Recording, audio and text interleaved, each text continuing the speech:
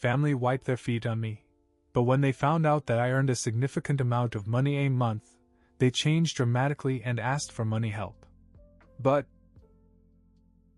I don't think anyone in my family has ever really seen me. At least not as a person. For as long as I can remember, I've been somewhere between a piece of furniture and a punching bag in this house.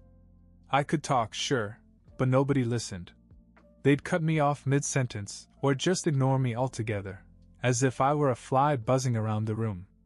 It wasn't always like this. I have vague memories of my mother brushing my hair and calling me her little prince when I was a child. I always thought I was the center of her world, but that changed the day Elizabeth was born. I was 9, old enough to see the change in real time. The second she arrived, it was like a spotlight turned on over her and dimmed over me. Elizabeth was everything you wanted in a kid: bright, funny, easygoing. Don't get me wrong, she's my sister and I love her, but it was like she could do no wrong. My parents adored her, spoiled her, hung on her every word. Meanwhile, I was lucky if I got a "How was your day?" That didn't trail off halfway through my answer. By the time I was a teenager, I'd accepted it. I stopped trying to win their attention or affection. It wasn't worth the effort. I just stayed out of the way and figured maybe someday I'd matter again. But that day never came. So when I was 18, I moved out. I didn't make a big scene. I just packed my things, told them I'd found a place, and left. They barely reacted. I think my mother muttered something about calling when I got settled in, but she didn't even look up from her crossword puzzle. Over the years, I built a life for myself. I went into freelance work, then consulting, then finally started my own online business.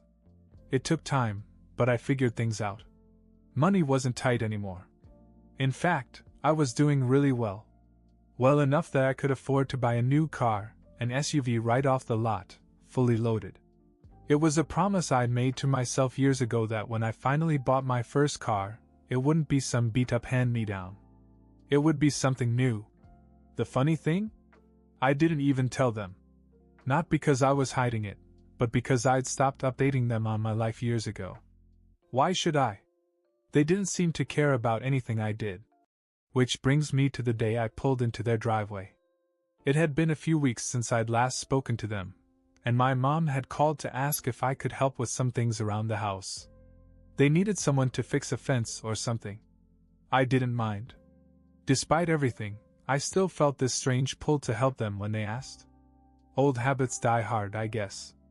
When I arrived, their reactions were interesting, to say the least.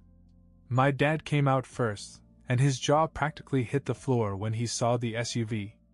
My mom followed, and for the first time in as long as I can remember, she looked genuinely surprised to see me. Or maybe it wasn't me, she was surprised that it was the car.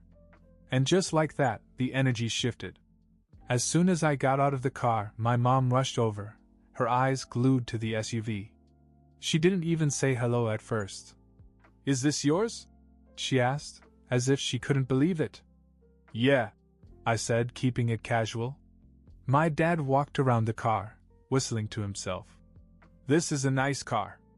Brand new?" "Yep. Picked it up a few weeks ago." Then the questions started flying. How much did it cost?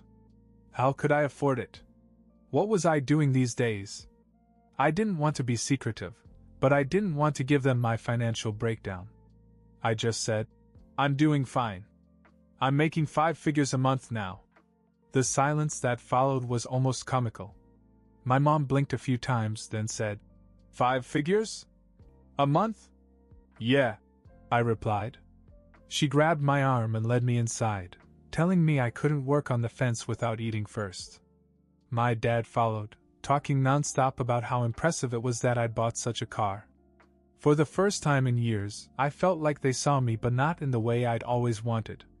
I sat at the kitchen table as my mother piled food in front of me. She'd made an extra plate of something, claiming I needed fuel before work. My dad kept asking about my job. What exactly did I do? How long had I been doing it, and why hadn't I told them before? I kept my answers vague. After fixing the fence and a few other things they needed help with, I said I should probably head back. It was about a 40-mile drive home, and I didn't want to get stuck in traffic. My mom hugged me before I left, which felt strangely out of place.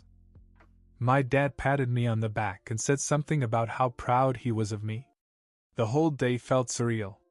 For the first time in decades, they acted like they cared about me. But deep down, I knew it wasn't about me, it was about the car, the money, the life they never knew I had.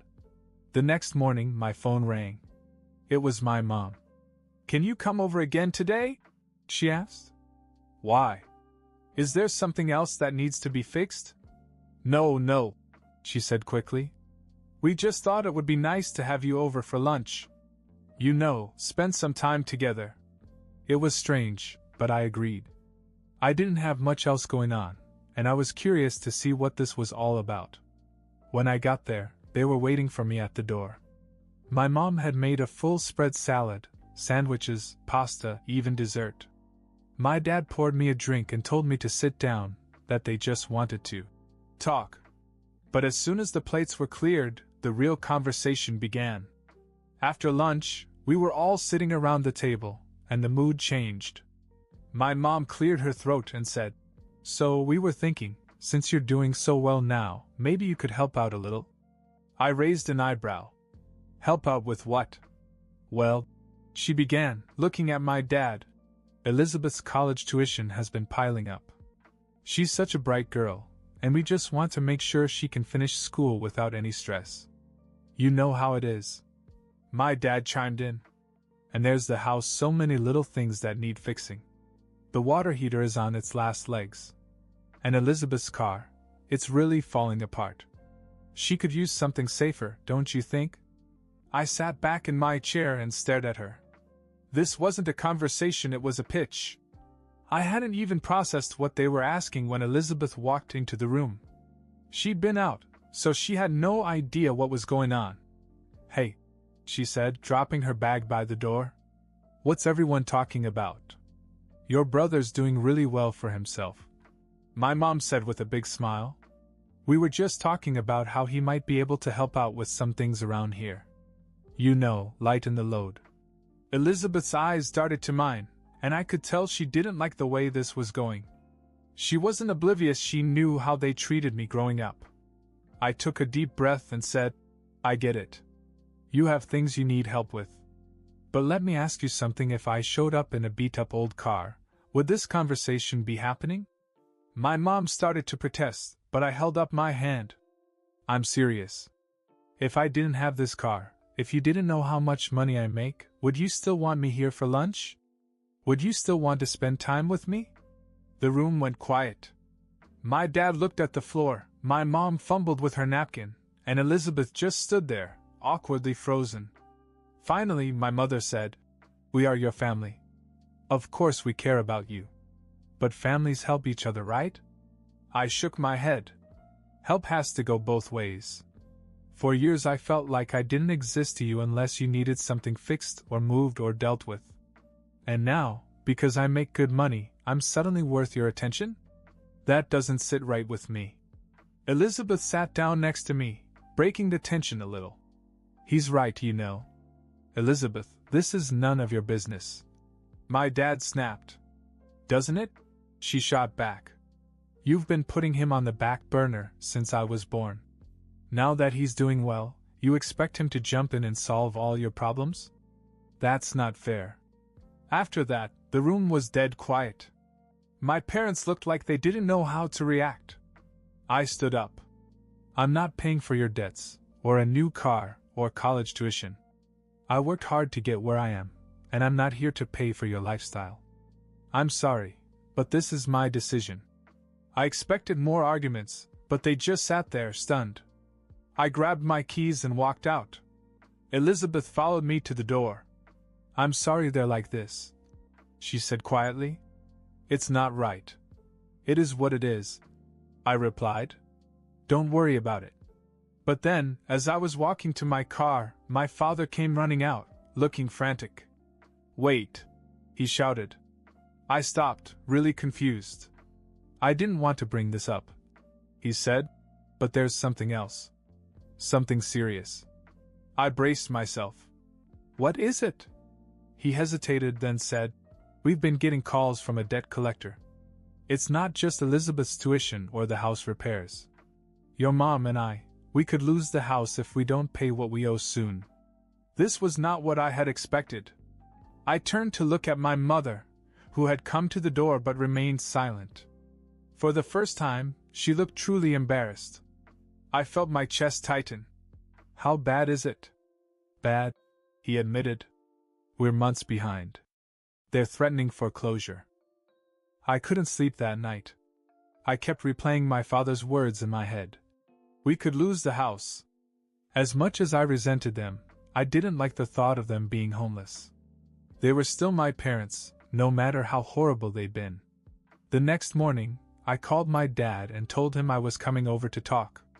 I could tell by the sound of his voice that he was relieved.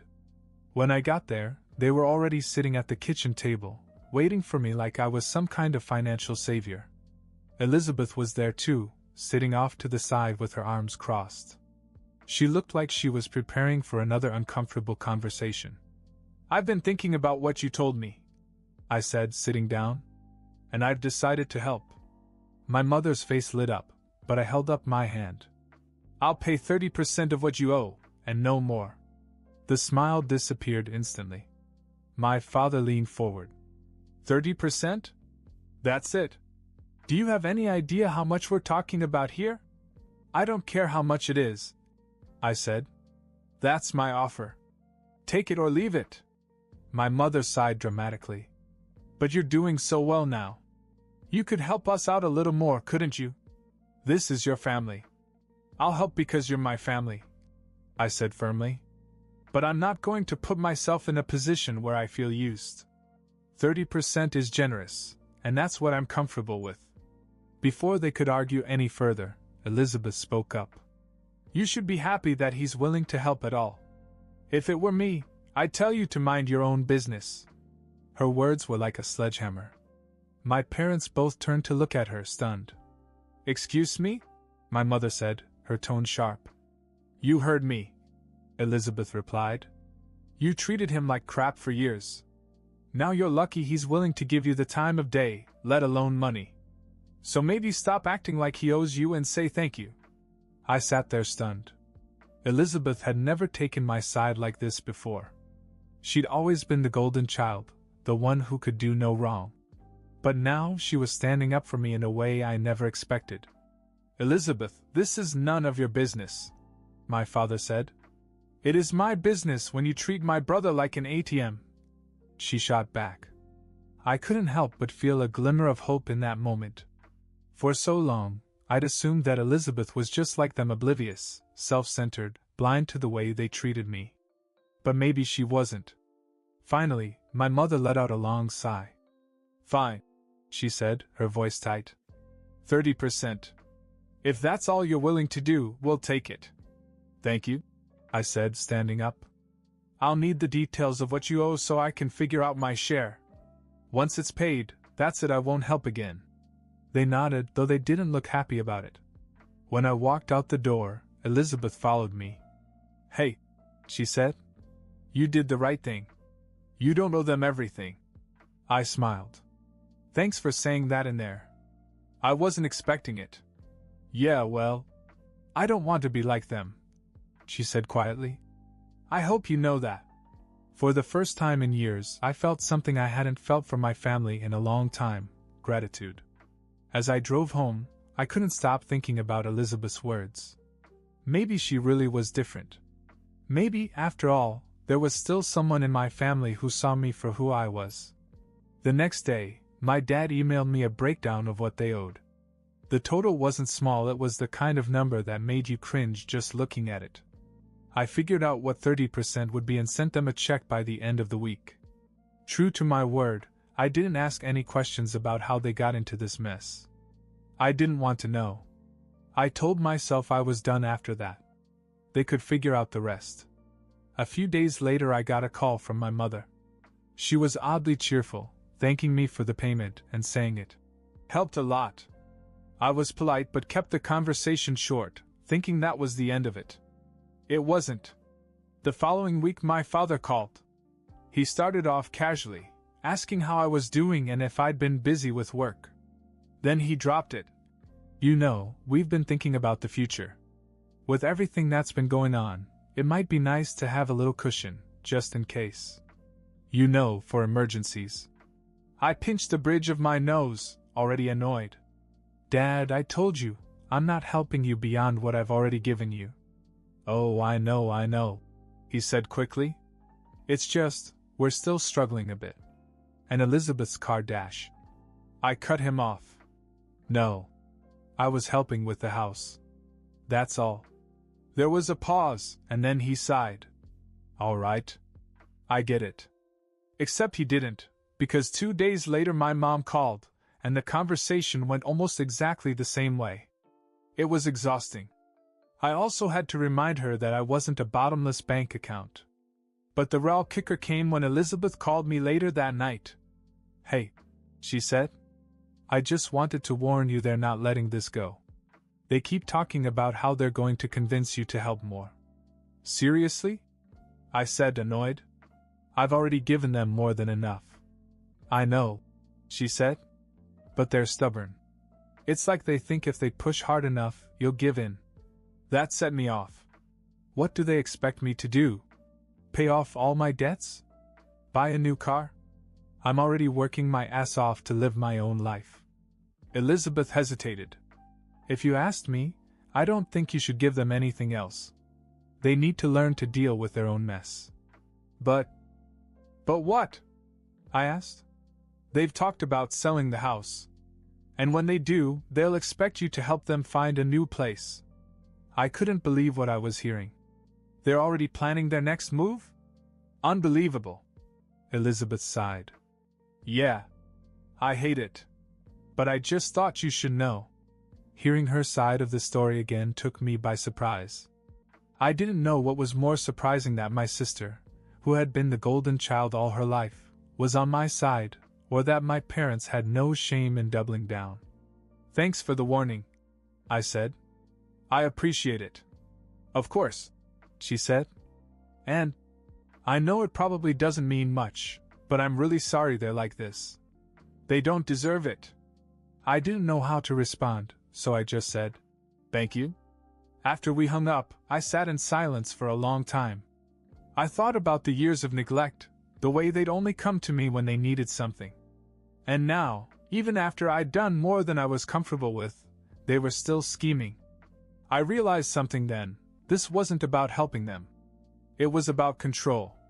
The moment they saw I had money, they decided I was their ticket to an easier life. And no matter how much I gave, it would never be enough. But as angry as I was, there was one bright spot, Elizabeth. She was different. She saw through them, and she didn't try to sugarcoat it. For the first time, I felt like I had an ally. Still, I knew this wasn't over. Not by a long shot. A few days after Elizabeth's warning, I received another call from my father. This time he didn't even bother with small talk. We've decided to sell the house, he said. It's the only way to pay off the debt. But there's a problem. I sighed. What's the problem? Well, he began. We've been looking at smaller houses in the area, but the down payments are high. And since you're doing so well... Stop, I interrupted. We've had this conversation before. I helped with what I could give. That was it. I'm not paying for a new house, and I'm not giving you any more money.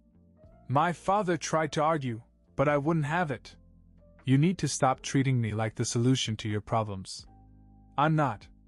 Figure it out. I hung up on him before he could say anything else. I was furious, but at the same time I felt a strange sense of relief. For the first time in my life, I was completely on my own, without guilt. That night, Elizabeth called. I heard about the house, she said. Mom and Dad are freaking out. Of course they are, I replied. They're mad because they can't manipulate me anymore. She was quiet for a moment, then said, I think it's good that you're standing up for yourself. They need to figure this out for themselves. Thanks, I said. Honestly, I'm just glad you're not like them. She laughed softly. I try not to be, I'm sorry it took me so long to really see what they put you through. It's not your fault, I said. You didn't ask to be the favorite. We talked for a while, longer than we ever had before. It felt natural, like we were finally connecting as siblings instead of strangers living in the same family. The next day my mom called, but I let it go to voicemail. I knew what she wanted, and I wasn't interested in hearing it. When I finally listened to the message, it was what I expected, another plea for help, laced with guilt and disappointment. I deleted it without answering. Over the next few weeks, my parents' calls slowed down. It was clear they realized I wasn't going to budge. And as much as it hurt to admit it, the distance made me feel better. The surprise came when Elizabeth began calling me regularly. Sometimes it was just to chat, other times to ask for advice or to tell me about her day. She never mentioned money or asked for anything. She just wanted to talk. One night, after a long conversation about her classes and her plans for the future, she said, "I don't know what's going to happen with Mom and Dad, but I want you to know that I'm always here for you. You have me, okay?" It took me by surprise, but I managed to say, "Thank you, Liz. That means a lot." And it did. My parents eventually sold the house, moved to a smaller place, and found ways to make ends meet. They stopped calling as much, except occasionally for the obligatory holiday or birthday greeting. Things went back to the way they'd always been, distant, cold, transactional. But with Elizabeth it was different. We talked all the time now, and for the first time I felt like I actually had a sibling. She didn't see me as a wallet or a fixer, she just saw me as her brother. I'd always thought my family was a lost cause, and maybe some of it still is. But Elizabeth? She was the unexpected bright spot in all of this. And I'm grateful for that. In the end, nothing really changed with my parents. But with my sister? Everything did. And that's enough for me.